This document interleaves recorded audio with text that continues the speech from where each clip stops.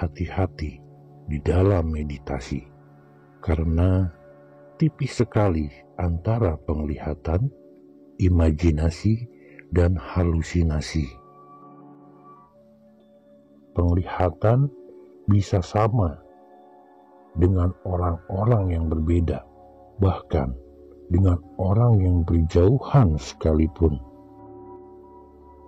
Inilah yang disebut kesadaran kolektif.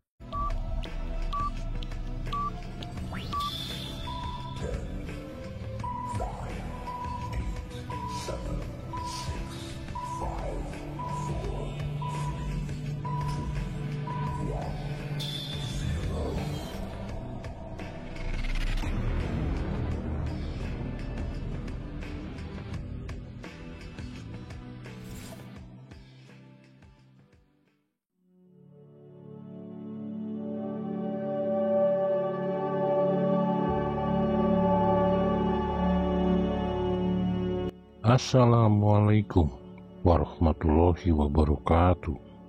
Sampurasun. Dikarenakan salah satu tim ada yang mulai terbuka dan mulai mendapat penglihatan-penglihatan, kami akan membahas lanjutan dari konten sebelumnya, yaitu tentang meditasi. Dari setiap zaman, era, meditasi memang selalu digunakan untuk membantu manusia untuk lebih menemukan dirinya. Menemukan dirinya tersebut bermacam-macam. Ada untuk lebih fokus, lebih tenang, dan untuk menyembuhkan diri atau healing. Umumnya, meditasi itu untuk membuat kita supaya lebih tenang. Maka dengan kita memiliki ketenangan, maka apa yang seharusnya kita dapatkan, yang seharusnya kita miliki, peroleh, dan raih sebagai sebuah anugerah, itu akan lebih mudah untuk bisa didapatkan.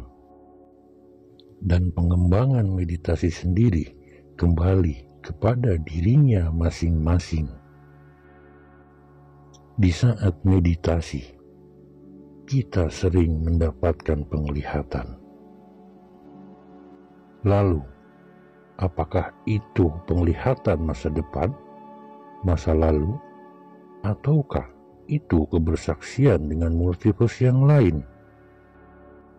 Seperti yang pernah kami kemukakan di konten sebelumnya, hati-hati di dalam meditasi, karena tipis sekali antara penglihatan, imajinasi, dan halusinasi. Imajinasi itu kita ciptakan sendiri. Ini dengan cara dibayangkan, direka-reka, dan lain sebagainya. Sebagai contoh, saat bersila, kita membayangkan bisa terbang, maka akan terlihat tidak ada apa-apa di sekeliling kita, seolah-olah kita sedang terbang. Contoh kedua, membayangkan bertemu dengan Presiden Soekarno, dan tiba-tiba di depan kita ada Presiden Soekarno. Lalu halusinasi. Sebelum kita meditasi, kita menonton film, membaca buku, dan lain sebagainya. Di dalam film tersebut terdapat naga atau kuda bersayap yang bisa terbang. Maka muncul bayangan di film tersebut, dan kemudian seperti bertemu dengan naga tersebut atau kuda terbang tersebut. Halusinasi ini berasal dari informasi yang hadir sebelum kita melakukan meditasi. Itu kenapa ketika kita akan memulai meditasi, kita harus menghilangkan pikiran-pikiran, perasaan-perasaan. Di saat ada kata-kata di dalam hati, jangan diikuti. jangan dijawab dan jangan dituruti. Di saat kita memulai meditasi, kita harus mempunyai kunci, yaitu berserah diri. Kita harus benar-benar bisa menetralkan pikiran, menetralkan rasa, seperti kertas putih. Maka apa yang disaksikan, itulah yang disebut penglihatan. Lalu, bagaimanakah cara membedakan khayalan atau ilusi dengan penglihatan?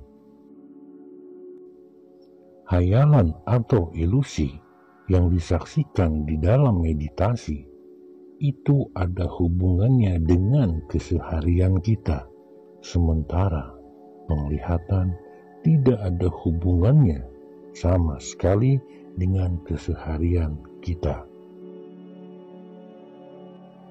Banyak sekali manfaat dari meditasi, di antaranya agar kita bisa lebih tenang, lebih damai untuk penyembuhan atau healing, dan juga tahu akan tujuan. Ketika orang yang melakukan meditasi memiliki potensi yang lain, maka dia akan semakin dibukakan,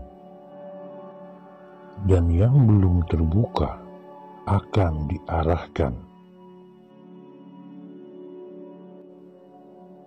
Itulah meditasi, di mana dari sejak dahulu para leluhur mendapatkan sesuatu lewat meditasi, seperti pesan dari semesta, dari energi-energi, karena energi tidak bisa musnah, hanya bisa berubah bentuk.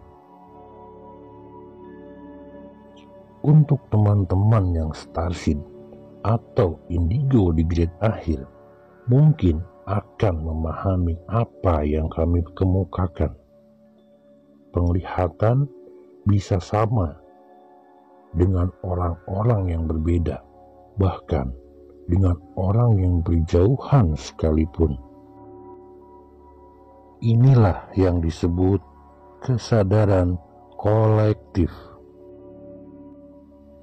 Kesadaran kolektif adalah pesan yang disampaikan untuk orang-orang yang mampu menerima dan bisa membacanya. Meditasi ini personal atau privasi, tetapi ketika yang dilihat sama, maka itulah yang disebut pesan.